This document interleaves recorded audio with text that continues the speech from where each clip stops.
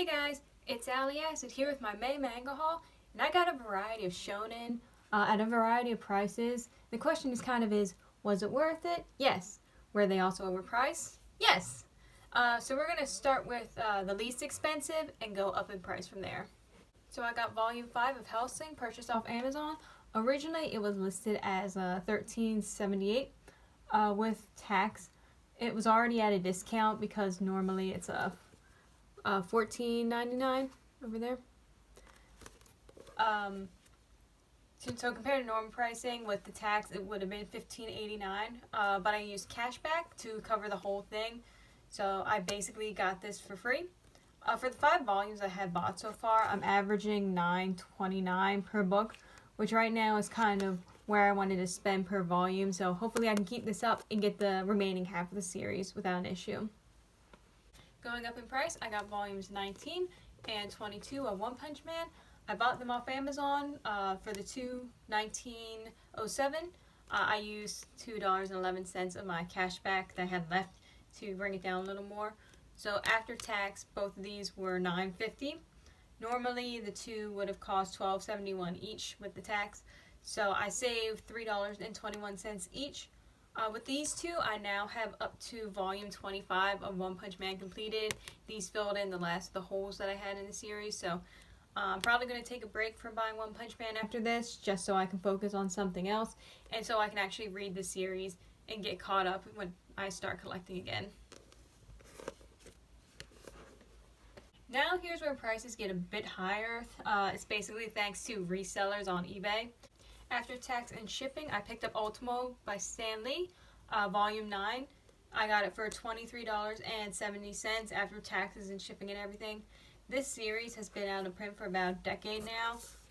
Originally, it would have cost $9.99 or $10.59 with tax. So, compare that to $23.70, I had a loss of $13.11 on this book.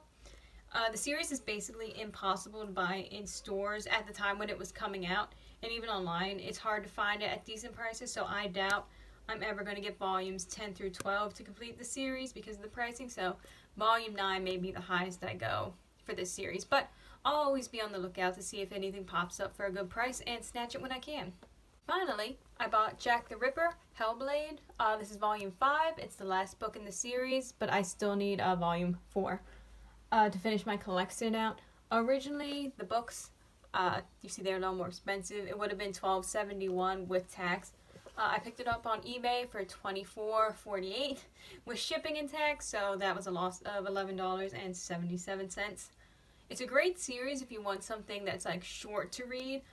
If you don't mind kind of the gore, the nudity, the violence that goes along with it. It does have some interesting meshing of different classical stories in it along with Jack the Ripper, so it is something interesting. I think people should give it a read if they can. The first volume is essentially a standalone if you don't know if you want to read into it or not, so if you have some time, maybe pick it up. But like I said, it is rated older teen, and it goes with that. You gotta be cautious with these. So, bringing out my little notebook here. First off, if you watched my want video, I messed up the most simple math on here. So I've bought 23 books up through April. Everything else is right, but that simplest addition I got wrong. So for May, though, I bought 5 books. I paid $67.25 for all of them. The normal price would have been $64.61. So my monthly savings is actually negative for the first time, where I overspent by $2.64. You can't win them all, but I mean, to get pretty much almost halfway through the year, and that's when you start to mess up, I think that's pretty good.